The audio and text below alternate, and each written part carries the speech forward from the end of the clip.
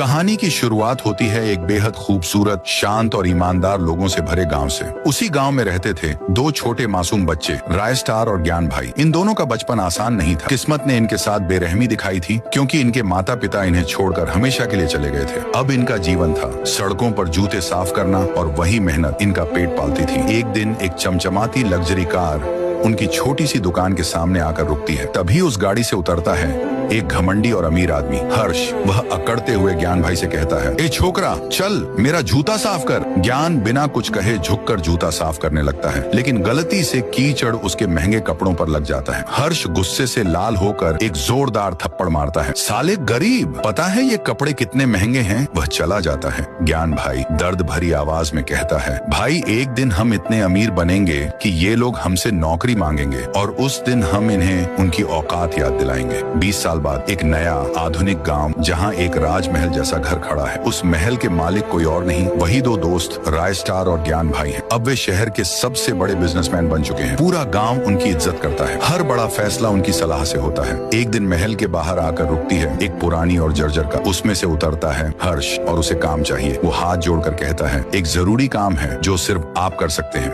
राय star शांति से कहता है, काम मैं कर दूंगा, लेकिन एक शर्त है। हर्ष, क्या शर्त? तुझे मेरे दोस्त के जूते साफ करने होंगे। पागल हो क्या? मैं? राय स्टार, तो फिर मेरा काम भी भूल जा। मजबूरी में हर्ष झुककर ज्ञान भाई के जूते साफ करता है। तभी ज्ञान भाई एक चम्मच उठाते हैं और उसकी गर्दन पर हल्का छांटा मारते हुए कहते हैं, साले गरीब, तुझे पता है ये जूते कितने महंगे हैं? हर्ष का चेहरा जलता लाल हो जाता है। वो गुस्से में कहता है, तुमने मेरी बेइज्जती की है, इसका बदला मैं जरूर लूंगा। ज्ञान भाई बाजार जा रहे होते हैं। तभी एक लड़की रोज सड़क पर गिरी हुई मिलती है। ज्ञान भाई उसे उठाते हैं। तुम ठीक हो? चलो मैं घर छोड़ देता हूँ। रोज बाइक पर बैठती है और उसे एक सुनसान फैक्ट्री की ओर ले जाती है। जैसे ही वे वहाँ पहुँचते हैं, सामने खड़ा मिलता है हर्ष। तो आ ही गया तू, तेरा ही इंतजार था। हर्ष हंसता हुआ कहता है, अब अपने दोस्त को भी बुला ले। ज्ञान भाई घबराकर फोन करता है, भाई मैं फंस गया हूँ, जल्दी आ। राय स्टार बिना एक पल गंवाए अपनी बाइक लेकर निकलता है। जब वह फैक्ट्री पहुँचता है तो देखता है कि ज्ञान भाई एक पिंजरे में कैद है और हर्ष अपने गुंडों के साथ तैयार खड़ा है। हर्ष, अब तुम दोनों से एक साथ बदला लूंगा। राय स्टार, उसे छोड़ दे, नहीं तो तूफान बनकर टूट पड़ूंगा। हर्ष, आज देखेंगे कौन किसे मारता है। और फिर शुरू होती है एक जबरदस्त लड़ाई। धुआं, लाठों से गोलियां, अंत में